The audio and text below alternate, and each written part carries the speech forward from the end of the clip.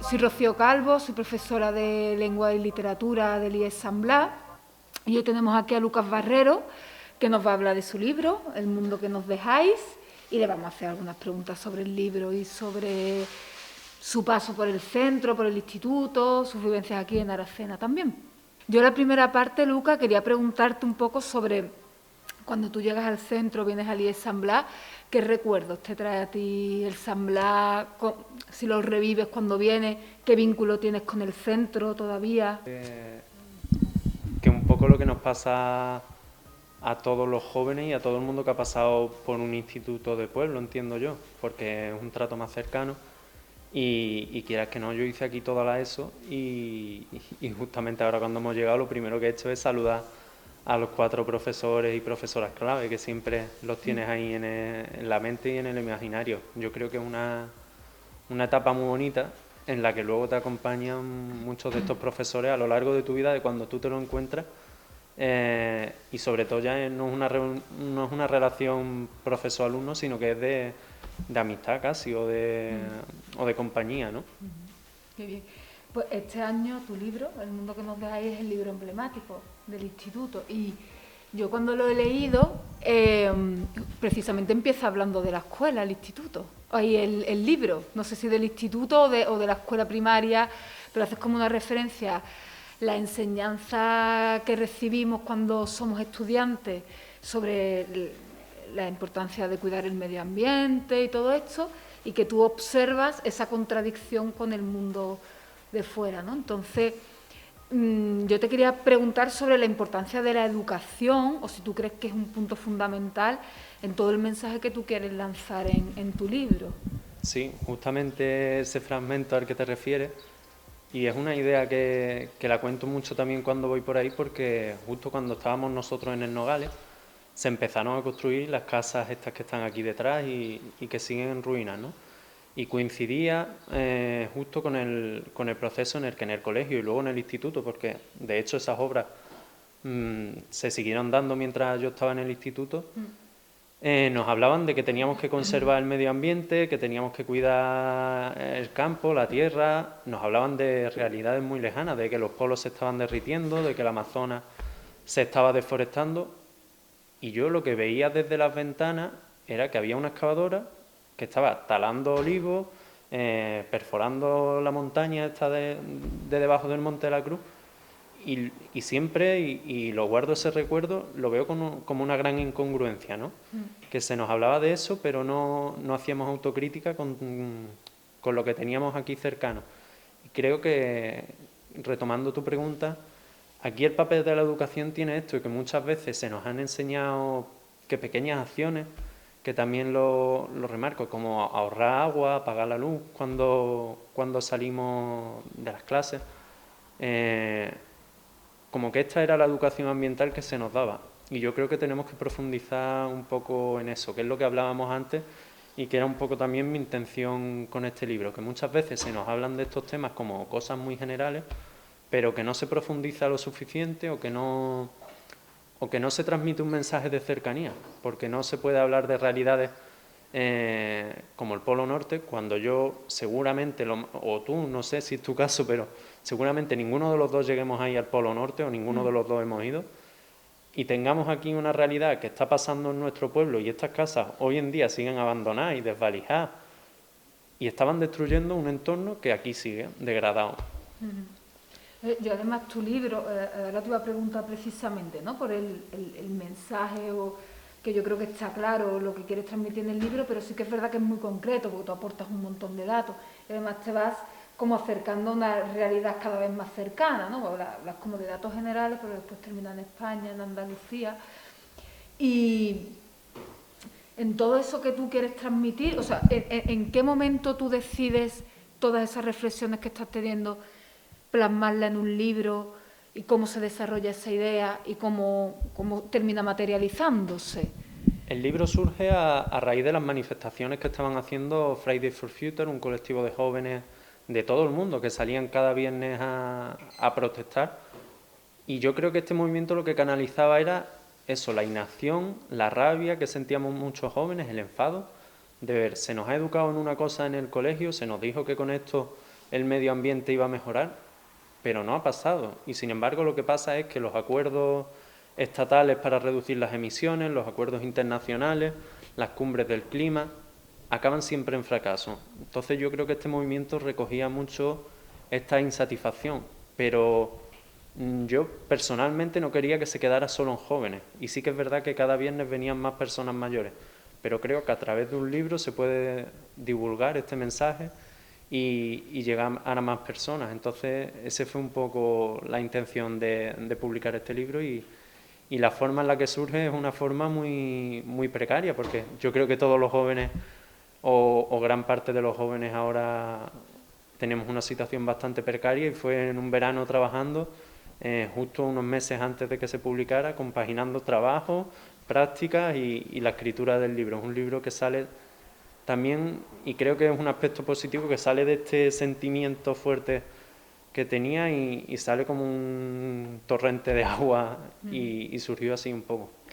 ¿Y te costó publicarlo, Luca? Porque en realidad el mensaje que transmite es fuerte, porque hay un momento precisamente en la que hay como una especie de desilusión cuando observáis esos jóvenes que os movilizáis, en la que veis que los poderes fáticos, ¿no?, están como, bueno, nosotros no podemos hacer mucho más, hay como a la población nos han educado para sentirnos responsables, ¿no?, de lo que ocurre con el medio ambiente, pero hay una esfera superior que ya no está de nuestra mano, por así decirlo, ¿no? Entonces, el mensaje ahí, bueno, fuertecito, y no sé si eso te condiciona la publicación del libro o qué has recibido tú después de lanzar ese mensaje en tu obra.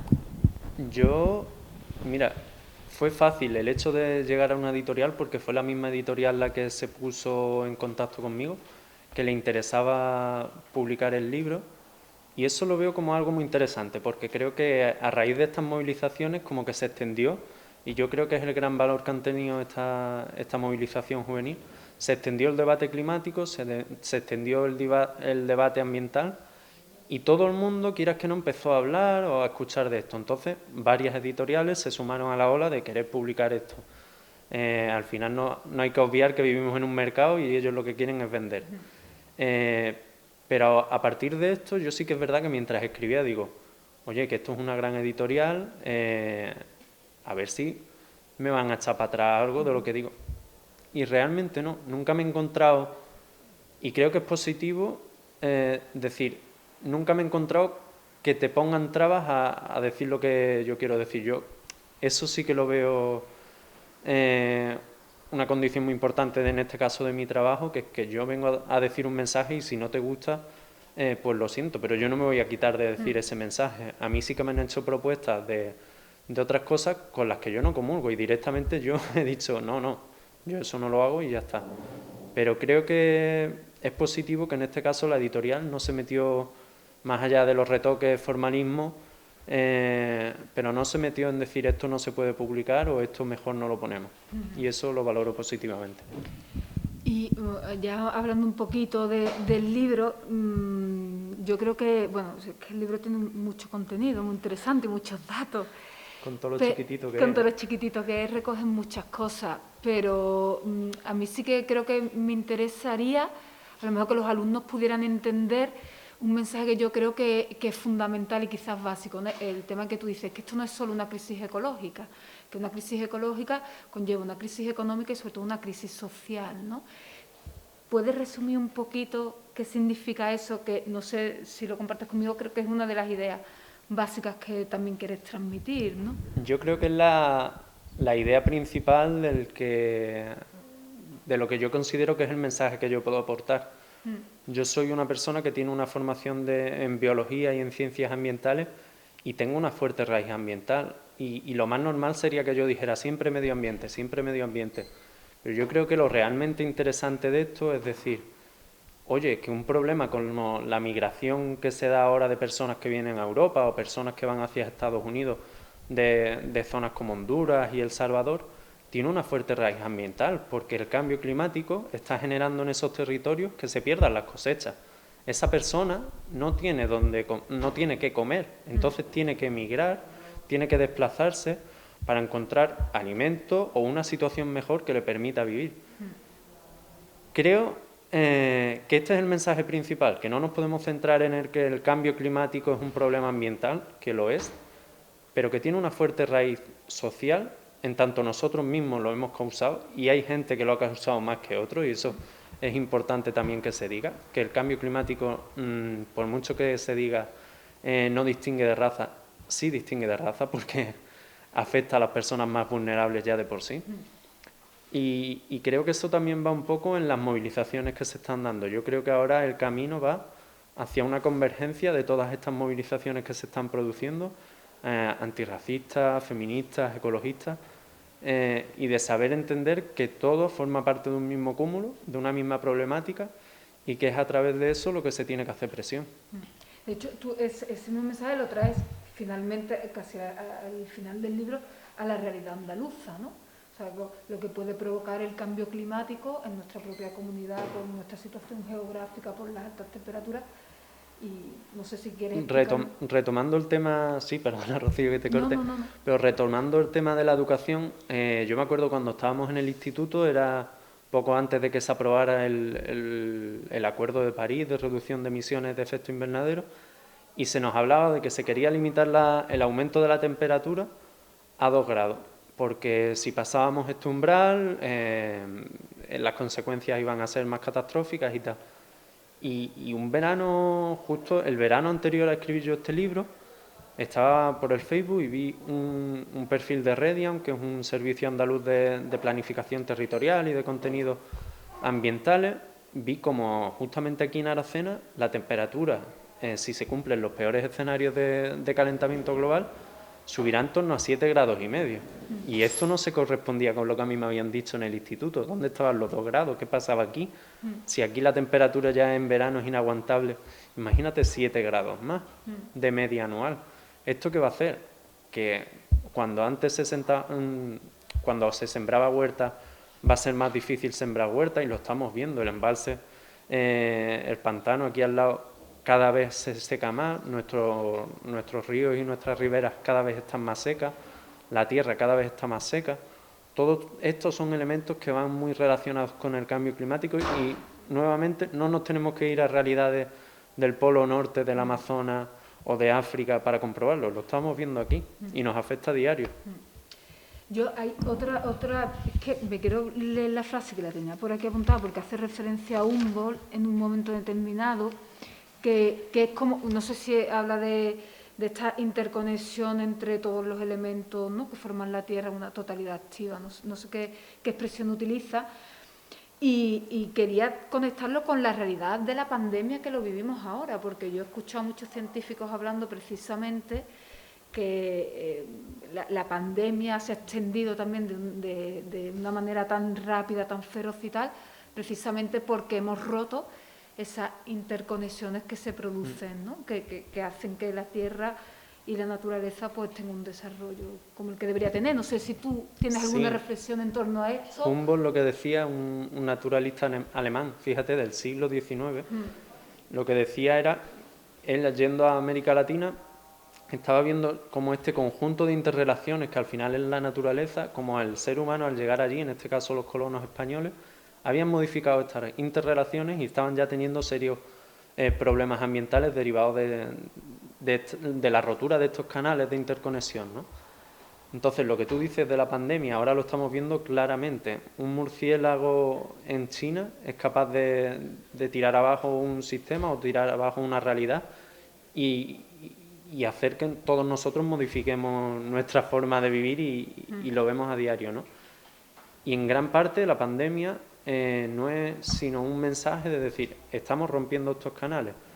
Todos los expertos están diciendo la pandemia en su mayor parte ha podido estar causada por deforestación, por entrada en la selva de humanos que favorecen los desplazamientos de estos murciélagos u otros animales, y la concentración de animales en macrogranjas a una escala inhumana de pisos, de varios pisos y tal, que son el caldo cultivo perfecto para la aparición de esta pandemia.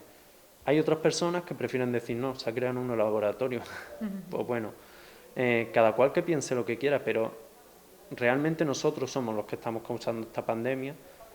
Nuevamente te digo, hay gente que la causa más que otra. Y es importante saber que cada acción nuestra tiene una repercusión, ¿no? Y creo que es esto de las interconexiones que es muy importante tenerlo en cuenta. De hecho, el libro está dividido un poquito así, ¿no? La situación actual que vivimos, las causas, es decir, de dónde venimos y hacia dónde podemos ir, ¿no? Y bueno, ese análisis de tener presente, ¿no?, las causas de la situación actual y las consecuencias, que no sé si el libro, ya si quieres terminamos, ¿hay algún halo de esperanza o tú lo lees y bueno, hay un choque con la realidad fuerte cuando lees el libro, ¿no? Yo creo que el halo de esperanza sí que está, porque durante todo el libro mi mensaje es como que tenemos que organizarnos, que tenemos que movilizarnos, que tenemos que presionar, porque realmente el poder es colectivo, el poder, y yo esto lo vi muy reflejado en las movilizaciones de los jóvenes. Éramos chavales de todas las carreras de la universidad que nos juntábamos porque ese tema nos preocupaba y nosotros juntos, decidiendo en asamblea, creíamos que nos íbamos a comer el mundo. Y era así, ¿eh? Creíamos que nos íbamos a comer el mundo, que si queríamos esto lo íbamos a conseguir. Y yo creo que ahí radica el poder, ¿no? En creerse colectivo y en la unión, como te he dicho antes, de diferentes colectivos, no solo ecologistas. No tenemos que desechar esa idea de los ecologistas son unos catastrofistas, no, lo estamos viendo día a día.